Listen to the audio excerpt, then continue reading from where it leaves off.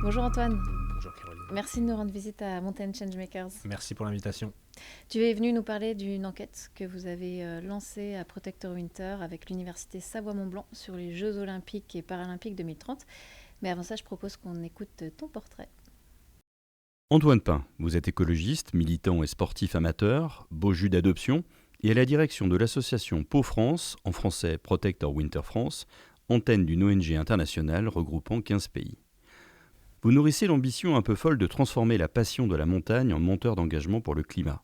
Vous consacrez votre énergie à mobiliser la communauté outdoor autour des enjeux climatiques. Votre parcours est marqué par une solide expérience en éducation à l'environnement, acquise notamment au Canada, où en 2016 vous avez travaillé pour la fondation David Suzuki, une organisation qui œuvre pour la protection de l'environnement. De retour en France, vous avez enseigné l'écologie et les sciences environnementales à Diderot Éducation.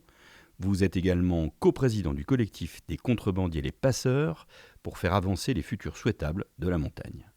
Votre engagement s'exprime à travers la promotion du dialogue démocratique et citoyen, de la mobilité douce, des pratiques sportives durables et de la sobriété dans l'équipement outdoor. Convaincu que chacun peut s'impliquer à son échelle, vous privilégiez l'éducation et la sensibilisation pour faire évoluer les mentalités et revendiquer un rôle d'influence et politique assumé. Politique, vous l'avez ?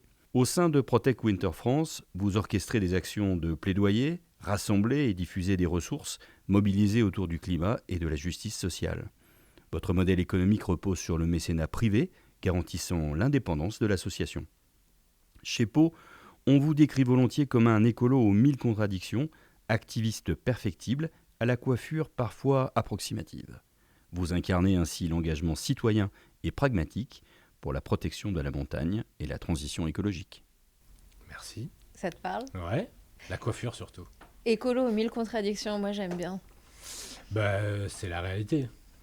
Globalement, enfin, on n'a pas besoin de passer trop longtemps là-dessus, mais je suis venu vous parler dans un véhicule thermique parce qu'à l'heure actuelle, c'est le mien. J'essaie de le limiter, mais c'est difficile. Enfin bref, on peut parler de toutes ces contradictions-là qui nous pétrissent et qui ne devraient pas nous arrêter. Et on va parler plutôt de cette enquête que vous avez menée avec l'Université Savoie-Mont-Blanc. Ouais. Sur la perception des Jeux Olympiques et Paralympiques 2030. Avant ça, on va peut-être faire un petit point sur Protector Winters, parce qu'on en entend beaucoup parler, mais tout le monde ne sait pas exactement de quoi il retourne. Donc c'est une association qui est née en 2007 aux États-Unis. Aujourd'hui, il y a à peu près 15 pays qui ont cette association, Protector Winters. Qu'est-ce que c'est en fait ? Comment c'est né cette association ? Alors comment c'est né, comme tu l'as dit, aux États-Unis en 2007 à l'initiative d'un snowboarder professionnel qui s'appelle Jeremy Jones, tout nord-américain qu'il est, en voulant créer sa propre marque de snowboard. C'est arrivé au moment où il constatait par sa pratique professionnelle la disparition de la neige, disons-le rapidement comme ça. Et quand je dis en bon états-unien, lancer une marque de snow dans un monde où il n'y a plus de neige, ça lui posait question. Au-delà de ce côté-là, c'était surtout l'idée de se dire que sa pratique professionnelle en fait l'amenait à être témoin de processus que peut-être le reste du monde ne pouvait pas constater de la même façon. Tous les gens qui passent du temps en montagne à travers leur passion voient des choses qui devraient indiquer la façon dont en tant que société on s'adapte à un climat changeant, de diverses manières qu'on pourra aborder, notamment à travers cette question de l'organisation de grands événements. Et donc il a voulu créer cette association à minima pour témoigner, et ensuite en se rendant compte que le milieu du sport professionnel, notamment sponsorisé en particulier, a un pouvoir d'influence assez important dans l'idée de peser en politique, on va le dire souvent, et c'était dans le portrait, donc on va le dire maintenant, en rassemblant la voix des gens qui suivent, en ayant accès à des cercles de discussion qui sont relativement difficilement accessibles pour les citoyens lambda, parce que quand on a une belle médaille autour du cou, les politiciens et politiciennes, généralement, ils répondent plus facilement au téléphone ou au mail. Et de ça a essaimé dans 15-16 pays à travers le monde, jusque Japon, Australie, Nouvelle-Zélande, et en Europe, on est 11, dont la France, qui a été créée en 2015 et que moi, je dirige avec beaucoup de chance et d'appréciation depuis maintenant 4-5 ans. Combien de personnes travaillent à Protector Winters France ? En ce moment, on est 3, on va bientôt recruter. Et quelles sont vos missions, les priorités ? Globalement, c'est, on peut sortir la mission un peu corpo, on va dire ça pour avoir une bonne idée quand même, c'est porter, amplifier la voix de la communauté outdoor, de la pratique du sport de plein air, en faveur du climat, du vivant et de la justice sociale, dans le but d'amener des changements systémiques et culturels. La phrase est longue et vous imaginez que chacun des mots a été choisi lors d'assemblées générales enthousiasmantes, mais l'idée c'est de se dire qu'il y a beaucoup d'énergie qui est dépensée sur les changements individuels qu'on peut avoir toutes et toutes dans nos mille et une contradictions qu'on mentionnait au début de l'entretien. C'est à notre sens encore trop rare cette idée d'avoir un impact en tant que groupe et pour créer un groupe qui soit fonctionnel, il faut trouver des affects et celui de la pratique de sport outdoor nous paraît être une bonne porte d'entrée pour rassembler pas mal de monde. Par exemple, on mentionnait l'Europe. L'industrie a établi qu'il y a 190 millions de personnes en Europe qui se revendiquent faire partie de la culture outdoor. Et il se trouve que c'est 8 millions de moins de personnes, de gens qui avaient participé aux élections européennes en 2019. Donc ça veut dire qu'on est assez nombreux pour potentiellement renverser des scrutins. Et c'est ça qu'on essaye de faire avec les sujets qui sont les nôtres. Les sujets étant dialogue démocratique, mobilité, exemplarité des événements et sobriété des équipements. Et le fait d'être une association présente dans plusieurs pays, qu'est-ce que ça vous apporte en fait? Comment est-ce que vous arrivez à vous fédérer sur certains sujets ou pas en fait? Comment est-ce que vous brainstormez ensemble? Déjà, ça nous fait paraître important. On est internationaux, vous savez, donc on peut mobiliser des forces insondables de mobilisation de communautés. Et blague à part, on peut en effet se mobiliser sur des exemples et des campagnes très concrètes. À l'occasion, par exemple, des mondiaux de Courchevel-Méribel qui ont eu lieu en 2023, on a pu aider des athlètes professionnels qui ont voulu porter une lettre en direction de leur fédération, la Fédération internationale de ski, leur demandant plus d'ambition dans l'organisation même du circuit mondial pour permettre aux athlètes justement de baisser leur empreinte tout en participant à ce circuit-là. Et le fait d'avoir des antennes dans les pays majeurs entre guillemets producteurs de sportifs et sportifs professionnels de ces sports-là, ça nous a permis d'aider à la signature, à avoir du crédit quant aux athlètes qui signaient et de pouvoir porter notamment une conférence de presse pirate pendant l'événement qui nous a permis de nous faire entendre, nous faire connaître, enfin de faire entendre surtout les revendications des athlètes. C'est le cas à l'occasion d'événements comme les élections européennes qui ont eu lieu donc l'année dernière et qui nous ont permis de nous rassembler à plusieurs chapitres à Strasbourg pour rencontrer des parlementaires et députés européens et européennes et leur remettre notre manifesto qui était signé par 180 marques et organisations. C'est le cas pour l'Arnée internationale des glaciers qui est en cours où on mène une action globale qui est née en France qui s'appelle la Voie des glaciers et qui maintenant a été étendue et qui nous permet de voir le programme être déployé au-delà de nos frontières à nous, en Italie, en Suisse, en Allemagne jusqu'en Finlande et de participer à des événements majeurs, par exemple aux Nations Unies, par exemple à l'UNESCO en mars dernier, par exemple à NUNOC bientôt à Nice. Donc c'est un avantage certain.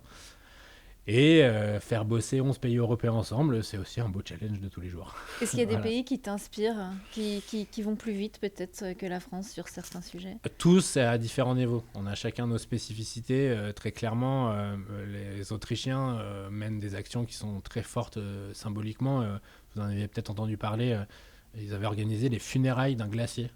Mais symboliquement et complètement, avec un cercueil de glace et des représentants religieux présents en montagne pour officier cet enterrement qui est une action qui nous est pas, je pense, applicable en France pour une association parce que le maillage avec la question religieuse, je pense, pose des questions qui est moins vrai dans la culture autrichienne. Donc, ne serait-ce qu'avoir ces possibilités-là et ce qui s'autorise de ce côté-là, c'est intéressant. Non pas que le sujet religieux nous intéresse particulièrement, mais en tout cas, la typologie d'action que ça ouvre. Les Finlandais, et les Suédois et les Norvégiens sont très forts ensemble. Ils arrivent à créer en fait, des moments communs qui sont super inspirants. L'Italie est en train de développer son antenne et donc trouve une agilité assez forte aussi. La fierté de savoir que nous, on est très français au milieu de tout ça et qu'on a un peu non pas les sales gosses réguliers, mais on est un peu connus. Ouais, voilà, comme les gens qui sont capables de temps en temps se dire taper du poing sur la table. Ouais, on va aller un peu plus loin, on va aller un peu plus fort, ou ce genre de choses-là, quoi. Et donc, vous avez lancé entre février et avril 2025 une vaste enquête avec l'université Savoie-Mont-Blanc sur la perception des Français sur le projet Alpes 2030, donc Jeux Olympiques et Paralympiques. Comment elle est née, l'idée de cette enquête ? À travers les projets tutorés de l'université. En fait, on a la chance de pouvoir compter sur les forces de jeunes futurs diplômés qui sont vraiment dans leur dernière année d'études, qui sont des futurs professionnels compétents et qu'on invite tous les parties prenantes de Mountain Changemakers d'accueillir dans leurs entreprises bientôt, parce que c'est des gens qui ont la tête bien posée, de contribuer à des projets, soit pour des entreprises, soit pour des associations. Et il s'avère que notre association a des ressources effectives, mais quand même limitées. Et pour les projets, les ambitions qui sont des nôtres, on a besoin de contributions extérieures. Donc on a eu l'opportunité de pouvoir compter sur ces deux étudiantes, notamment Hélène et Julia, encadrées par leurs enseignantes, notamment Dominique Créziac, que vous connaissez ici. Et à travers un partenariat, on a pu construire un formulaire, un questionnaire qu'on a pu adresser au plus de répondants et répondantes possibles. Le constat pour nous, c'est de dire que cette enquête, elle est née d'une expérience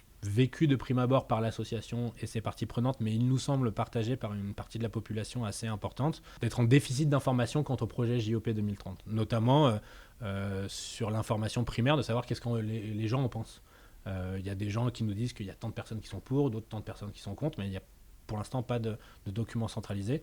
Et au-delà de ça, comment est-ce qu'on peut caractériser une donnée qui soit utile et intéressante pour un projet qui pour l'instant reste imposé à la population, mais qui va trouver une réalité opérationnelle avec la nomination de M. Gros-Piron et ses équipes, et qui donc doit opérer dans un calendrier assez intéressant, avec des élections municipales l'année prochaine, puis législatives et présidentielles. Et donc créer de la donnée sur l'affect citoyen par rapport à ce sujet nous paraissait être un projet utile à la société en général. Et c'est ce qu'on essaie de faire avec cette enquête. Ouais. Quels ont été les moyens de diffusion, en fait ? À qui vous avez posé ces questions ? Toutes les personnes qui voulaient bien les entendre, disons-le comme ça. D'abord par nos canaux de diffusion à nous. On vise à un travail sérieux, donc il fallait pouvoir sortir de nos propres carcans et limitations. Donc on a partagé l'enquête à de nombreuses entités, qu'elles soient associatives ou professionnelles, par exemple la Fédération française de ski, par exemple le cluster montagne, pour les encourager à participer, notamment parce qu'on voulait que les données récoltées soient représentatives. Et peut-être il y a certaines limites sur la représentation en termes de démographie au niveau de l'âge, par exemple. On n'est pas une photographie exacte de la société actuelle en termes de représentation des très jeunes ou des plus vieux. Mais vous avez des réponses de personnes entre 18 et 65 ans ? Mais on a des réponses de personnes de 18 entre 65 ans. Les proportions ne reflètent pas la pyramide des âges française exacte, mais on a quand même des réponses qu'on pourrait explorer. Donc ça veut aussi dire que c'est pas forcément des gens qui suivent Pau, puisque votre cible à vous, c'est quoi ? C'est nous, dans nos chiffres à nous, on a quand même une surreprésentation des 18 à 35. 25, 35, 39, etc. L'autre sujet, c'était la diffusion digitale. Donc, on a essayé d'opérer des affichages, notamment à travers notre réseau bénévole, dans des lieux de vie, dans des boulangeries, dans des centres de vacances, dans ce genre de choses-là, notamment.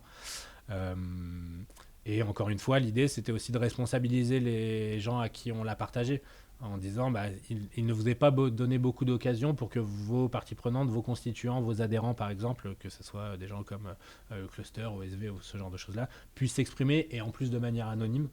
Donc n'hésitez pas à leur partager, quoi. Et je crois, au vu du nombre de répondants qu'on a atteints au moment de la publication et de l'étude des données, c'est-à-dire 1039, c'est quand même un chiffre qui paraît conséquent et qui, petit clin d'œil, est supérieur à l'enquête qu'avait menée la région PACA sur le dossier de candidature. Donc on n'a pas trop à rougir de ce chiffre-là non plus, je pense. Que révèle ce questionnaire ? On est sur 3 faits saillants. Une faible connaissance déclarée par les répondants quant au projet et ses tenants et aboutissants. Une faible confiance, encore une fois, déclarée par les répondants et les répondantes dans la promesse environnementale qui est faite par les organisateurs. Et une très très forte envie de s'impliquer. Malgré les 2 points, on pourrait y revenir, un fait saillant et majeur, une envie forte de contribuer à un projet pour lequel, pour l'instant, et là c'est plutôt mes mots à moi et pas ceux des répondants, il n'a pas été demandé aux citoyens de se prononcer, donc moi je trouve ça très encourageant pour en venir partie. Pour l'instant, les gens ne sont pas si vexés que ça, et ils ont envie de pouvoir prendre la place qu'on pourrait leur faire, quoi. Si on regarde donc le panel, c'est 52,2% de femmes, 47,2% d'hommes, donc on l'a dit entre 18 et 65 ans. 61% des répondants habitent dans les Alpes, dont 25% proviennent directement d'un site identifié hôte des JOP 2030. 75% n'ont pas de lien professionnel avec le tourisme en montagne, alors que 25% déclarent leur activité professionnelle comme étant liée à l'économie touristique de montagne. 78% des répondants pratiquent un sport historiquement représenté au JOP d'hiver. Est-ce qu'avec tout ça, vous avez réussi à faire parler les statistiques ? Je crois qu'on a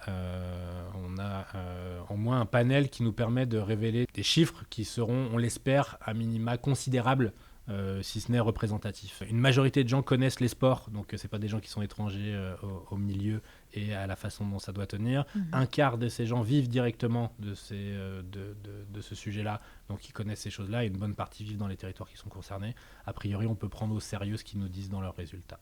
Donc sur la confiance, quels sont les chiffres que vous avez obtenus, Antoine ? On aurait 89% des répondants et des répondantes qui déclarent avoir une confiance moyenne à faible en la promesse environnementale partagée par les organisateurs eux-mêmes et elles-mêmes.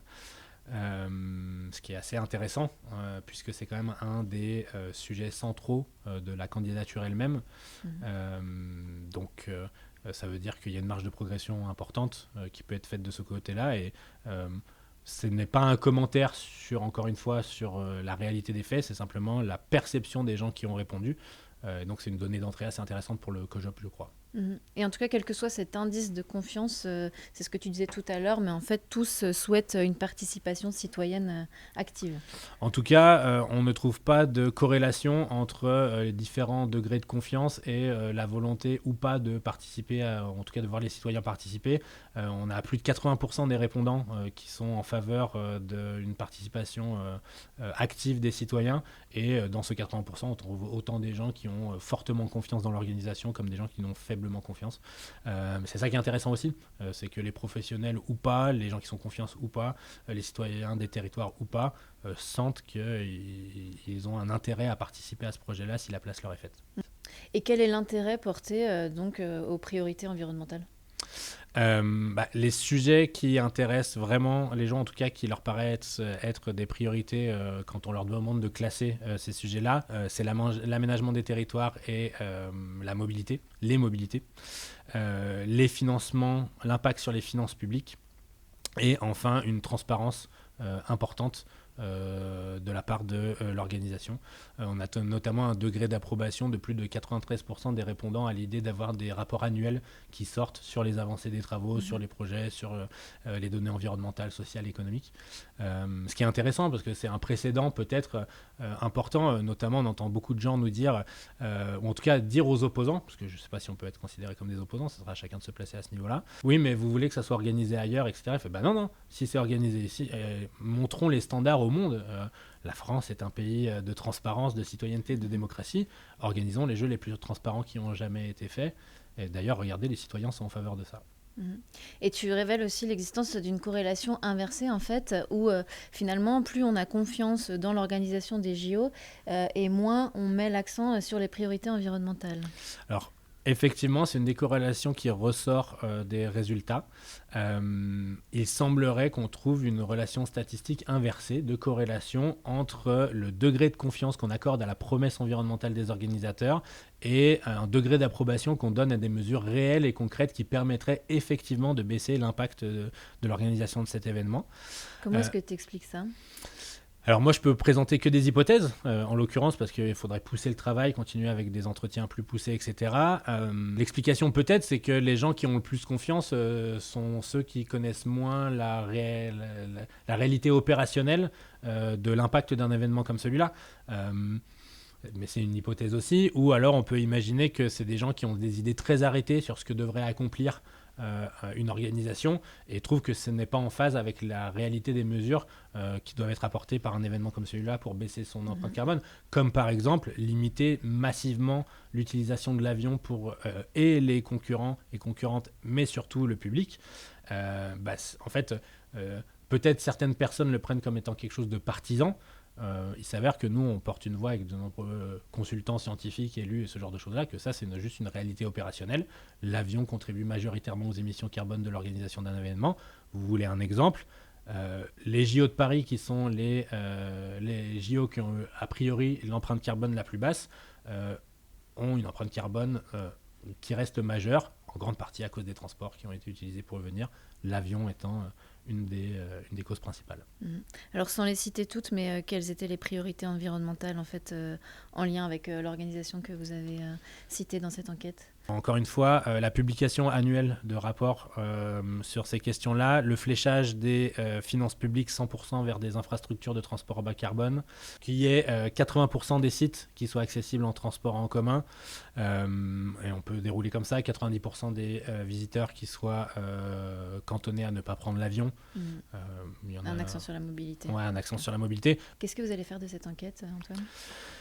La partager le plus possible, la mettre à disposition des gens qui sont en compétence et en responsabilité sur ce projet et s'en servir pour alimenter d'autres projets par la suite. A priori, encore une fois, la velléité qui est celle de l'association, c'est de mettre à disposition du public, des décideurs et des citoyens et citoyennes de l'information fiable et solide pour faire que ce projet qui...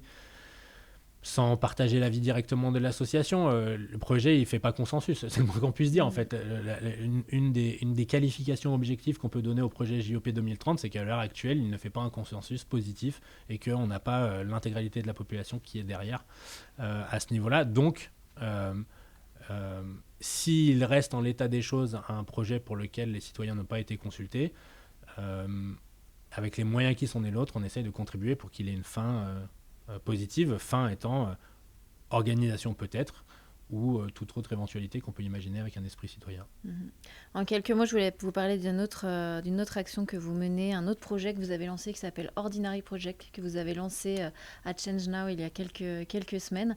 Est-ce que tu peux m'en dire un mot, Antoine ? Ordinary Project, c'est une initiative menée conjointement avec OSV, dont OSV est l'instigateur, donc Outdoor Sports Ballet, et pour lequel nous, on agit notamment sur le contenu et les intervenants, etc. C'est une initiative qui vise à réunir athlètes et sponsors au sein d'un programme d'accompagnement de montée en compétences sur les sujets environnementaux et sociaux, afin de créer une relation privilégiée entre les athlètes professionnels qui peuvent, doivent, veulent, dépendamment de où ils se trouvent, être plus vocaux et actifs et actives sur ces sujets environnementaux, sociaux, climatiques, et des marques qui également doivent acter une transition dans leurs procédés, dans leur communication, dans leur marketing, dans leur identité même, et qui veulent se servir des athlètes comme levier de communication sur ces sujets-là.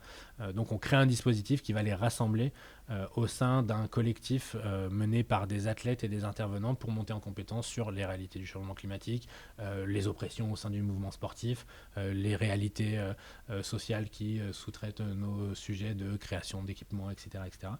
Et essayer ensemble de créer des relations enthousiastes entre un sponsor et un athlète pour traiter ces sujets-là, là où à l'heure actuelle, c'est plutôt des relations qui peuvent être vues comme des freins, voire de la défiance, venant des deux parties en disant si on demande à nos athlètes de faire plus, est-ce qu'ils vont accepter, ou les athlètes qui demandent si je veux changer les choses de ce que je fais, est-ce que mon sponsor va me garder?